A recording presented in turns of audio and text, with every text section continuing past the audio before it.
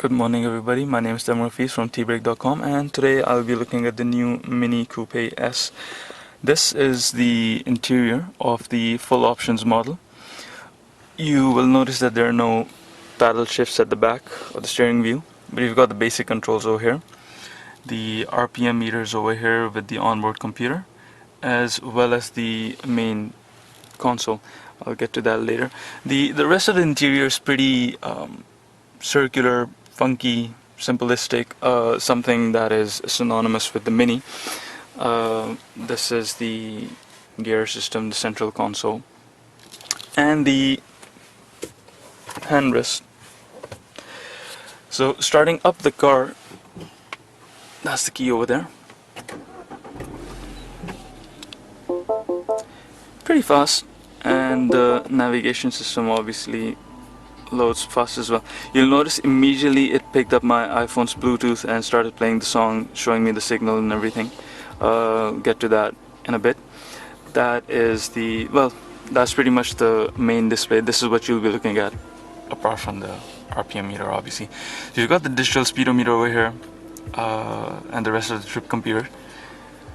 Your petrol is shown over here, obviously with the rest of the speed.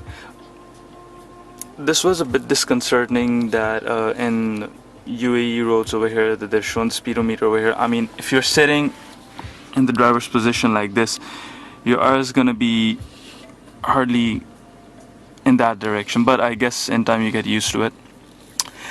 So herein I'd like to point out to the gear system that the sports mode over here, if you can just, or there, yeah, it's a bit on the front side. So if I'm driving and I want to quickly switch to sport, I'm gonna have to lean in a bit. Well, lean in a bit, not exactly the easiest places to reach. Same for traction control down there. However, that's not exactly a minute to minute switch. Coming back, we've got the main central console. This is the main joystick control, home button and the back button over here. So this revolves obviously, and up and down, like all four directions, and you can click on anything to select it. So going back to this, I'm gonna go back to the home menu right about now. That is it. So you've got navigation, office, basic settings over here, and then obviously anything can be selected just by clicking the joystick itself. Obviously over here you can turn left or right and then get further dig into the menus. Again, everything is selected by the joystick itself, so anything that I want, select that, and then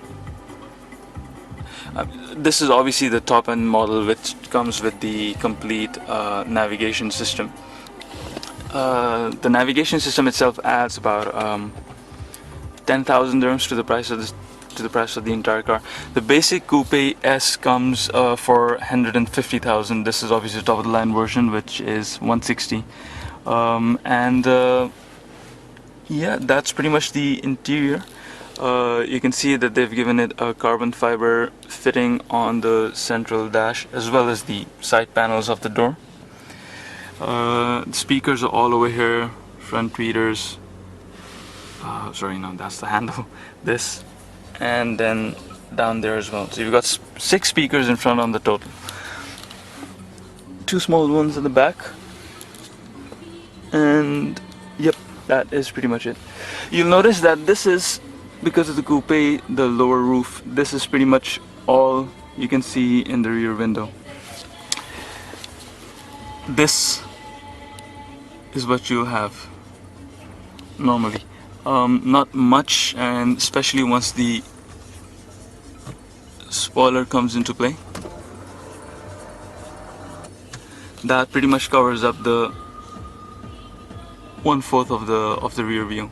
So a bit of getting used to is what it takes. The rear spoiler pops up after about 80 kilometers an hour once you hit that speed, very fast.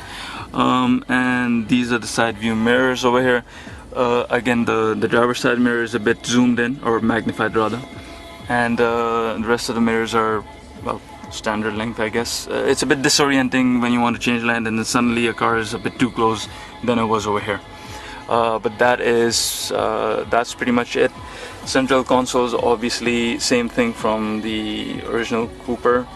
So you've got the AC controls over here, all the windows, front and rear fog lights, central locking.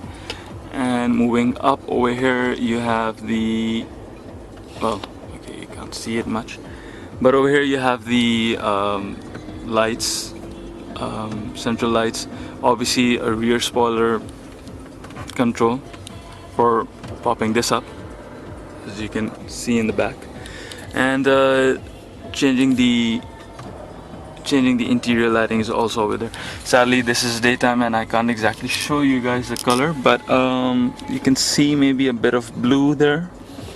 But yeah, that's pretty much the interior of the new Mini Coupe, and similar to the original Cooper S. But yeah, I mean, just as simplistic, as straightforward and fun to drive as the original Cooper S.